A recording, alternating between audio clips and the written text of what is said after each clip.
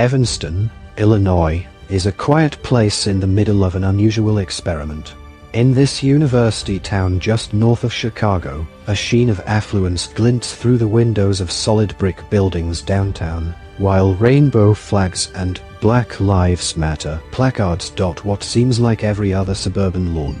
Its population of 78,000 is diverse, about 2/3 white, nearly a fifth black, with sizable Asian and Hispanic communities, and its politics, predictably, liberal. During the 2020 election, Donald Trump got less than a tenth of the vote here. But like other places across the country, Evanston is dealing with a legacy of racial inequality stemming from slavery and segregation.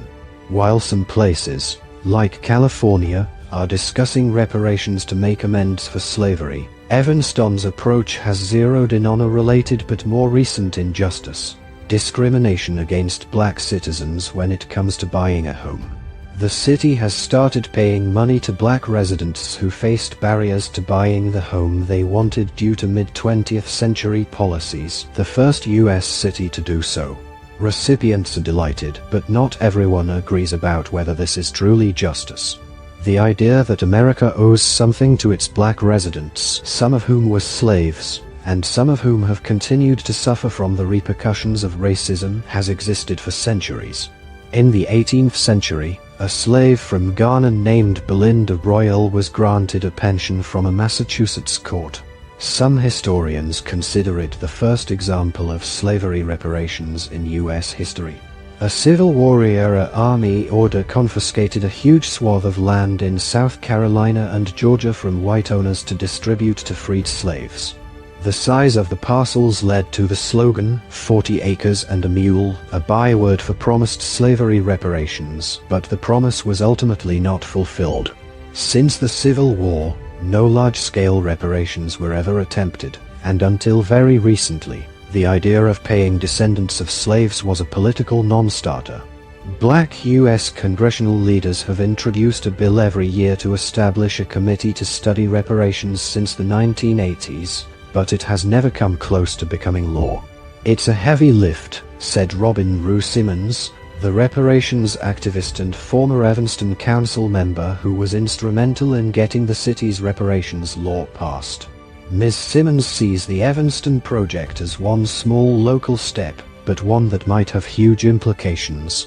"We have proven that reparations are possible and attainable," she said. According to Ms. Simmons, Evanston's plan was shaped by a series of town hall meetings and consultations with local residents. But it is notable for what it is not: there are no cash payments and it has no direct link to slavery. Instead, the project is focused on a specific subset of the black community. To be eligible, adult residents had to have lived in Evanston before 1969, when housing discrimination in various forms was at its height. The system prevented most African American families from building up generational wealth. Evanston's reparations take the form of grants of $25,000, which can only be used for house repairs, to pay down a mortgage, or as a down payment on a house.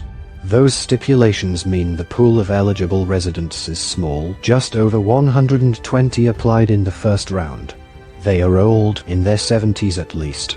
Several applicants have already died, and the process has taken time. The law passed in 2019, but it was only recently that the first 16 residents were randomly chosen to receive the first payouts.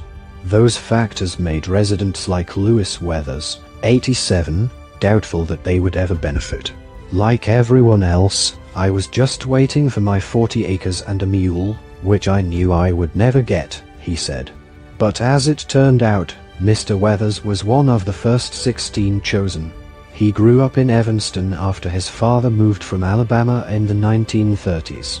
After Army service in Korea, Mr. Weathers came back to Evanston and got a job at the post office.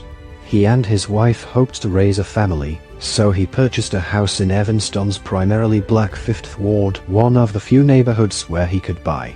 The location didn't bother him, but the terms of the loan alarmed Mr. Weathers. Rather than being given a mortgage, He was given a contract loan, a type of financial instrument then commonly offered to African Americans. Unlike a mortgage, the buyer doesn't legally own the home until the contract loan is paid in full, and doesn't build up equity with payments. Missing just one payment can put